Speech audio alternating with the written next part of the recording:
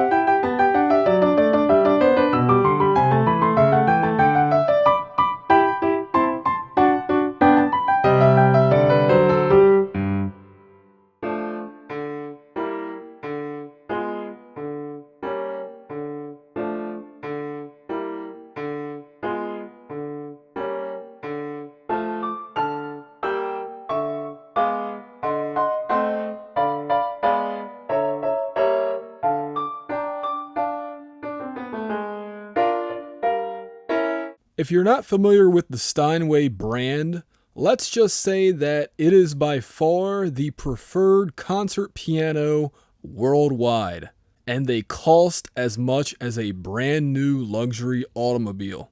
In this collection, you get a vintage Steinway B, a nearly antique 1927 Steinway Model D, another Steinway D that was built in Hamburg, Germany, and then there's one more Steinway Model D library that's designed for lower end computers with two different microphone positions. In my opinion, the Blue Grand collection gives you a good variety of mellow and semi-bright grand pianos. My favorite, in order, is Blue X, then VGS, aka Grandma Dream, then Blue, LCD, and LSD.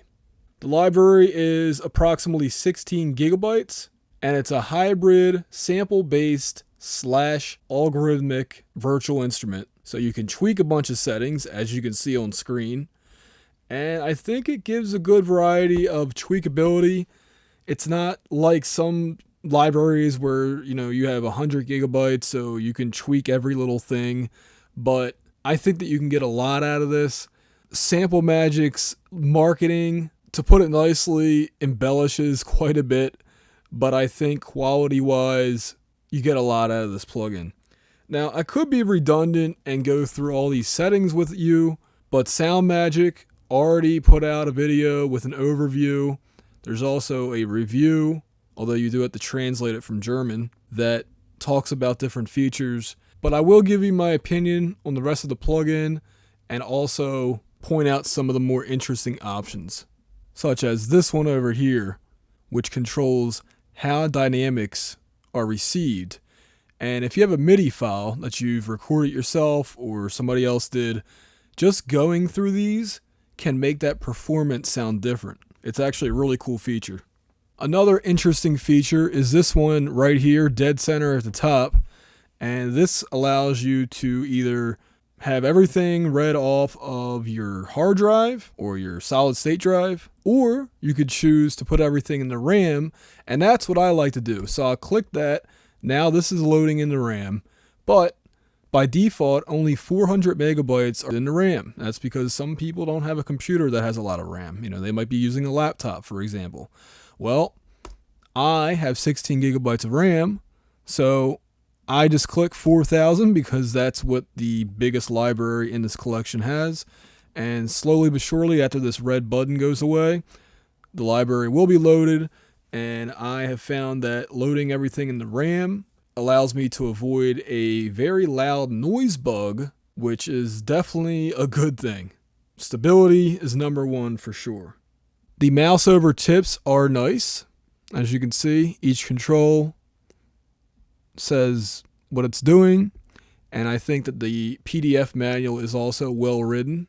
The one thing I didn't like, and I don't know if this could be an option, I know it's an option in some of my virtual instruments, so it could probably be put in there, and that is a MIDI kill switch. In Reaper you press F3. I assume that other DAWs have a similar feature, but it's something that I would like to just be able to click in case of keys ringing out when I don't want them to ring out anymore. And by the way, if you notice that I have the name of the instrument right there, well, I added that myself. I wish that's how it actually appeared. You know, it's pretty nice. By the way, this is the freebie. I'll get to that later. But, you know, this would be nice to have in there by default, because what happens is if I were to close this session and then click this again, that check mark goes away.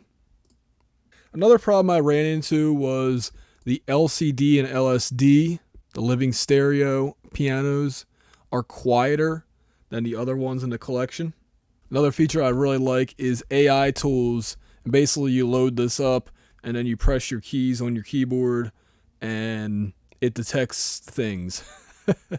I highly recommend doing AI tools and then changing the RAM if you want to, and then saving that in the presets, like one of the first things you should do.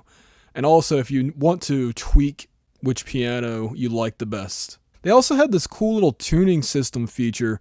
I don't really understand what this is, but apparently you can load files into here and then it does something. I don't know. This is the one thing I didn't try out, but it looks interesting.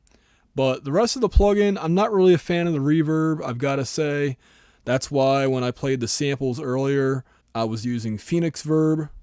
It's not terrible, but it's just not my favorite flavor of reverb. So if I were going to improve anything about this plugin, it would be the built-in reverb.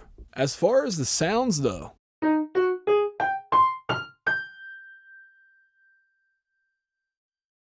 look, I'm not a pianist, but to my layman's ear, these sound really good. You know, flat, obviously, they don't sound good, but once you add reverb, and I'll even add the built-in reverb just to have something, but once you add the reverb in,